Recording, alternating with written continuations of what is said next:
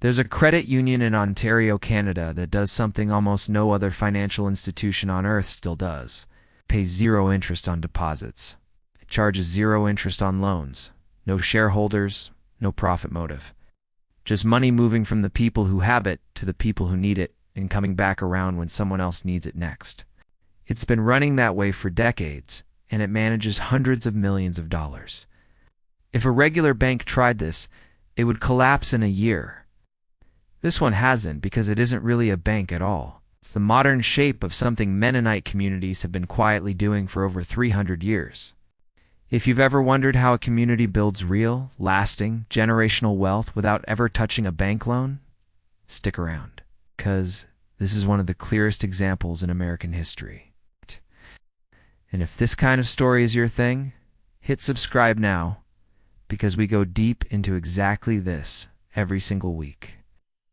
Let's start with the habit almost nobody expects. When a Mennonite family lost a barn to fire, they didn't call a contractor and finance the rebuild over 10 years. The entire community showed up on one day with lumber tools and labor, and by nightfall, a barn stood where there hadn't been one that morning. No loan, no interest payments, no bank involved at all. The debt that mattered wasn't measured in dollars. It was measured in showing up for someone else's barn when their turn came. It sounds simple, almost too simple to explain real wealth. But wait until you hear what this same instinct did with livestock, because it gets even stranger. Early Mennonite farming communities often refused to buy their best breeding animals individually. Instead, a group of families would pool their money, buy a single high-quality bull or stallion together, and every farmer in that group got to use it to improve their own herd. One expensive asset, shared ownership. Every family better off and nobody in debt for it. It's a tiny detail in the history books, but it's actually the same financial instinct that built something much bigger later, something that's still running today. Here's where it gets personal. In many of these communities, when a husband died, his widow wasn't left facing lawyers, appraisers, and creditors on her own.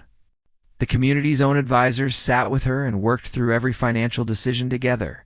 No legal fees, quietly draining what money was left. In an era before life insurance was common or trusted, this was, in practice, better protection than most insurance policies could offer. And it's part of what led to something the Mennonite Church eventually made official. In 1945, right after the Second World War, Mennonite communities across the United States formally organized something called Mennonite Mutual Aid. Its entire purpose was to give loans and financial support to church members who had nowhere else to turn. It wasn't charity in the way we usually picture it. It functioned almost exactly like an insurance company, except the members owned it, funded it, and there wasn't a single outside shareholder taking a cut of anyone's hardship. That organization is still around today. You've probably never heard its current name, and it manages more money than you'd expect. That same instinct didn't stop at insurance.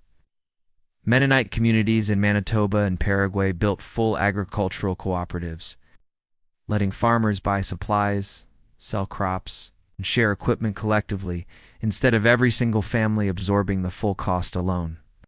Historians studying these communities have called the cooperative movement a direct continuation of the same mutual aid tradition, just wearing a more modern outfit.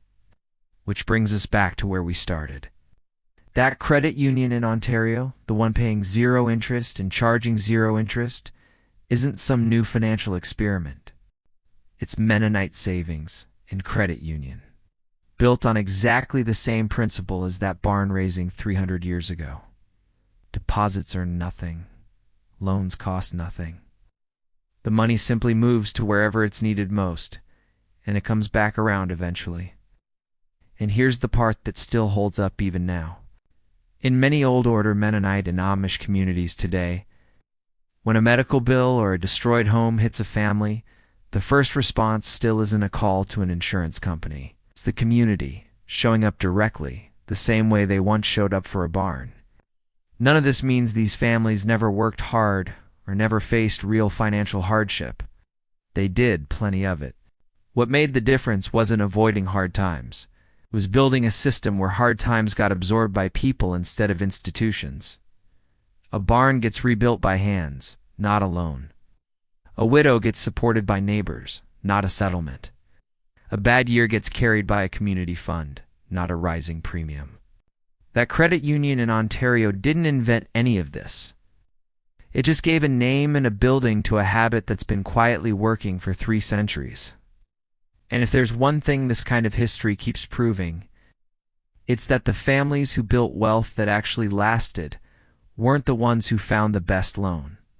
They were the ones who never needed one in the first place. If you want more of this real financial history, no fluff. Subscribe, and I'll see you in the next one.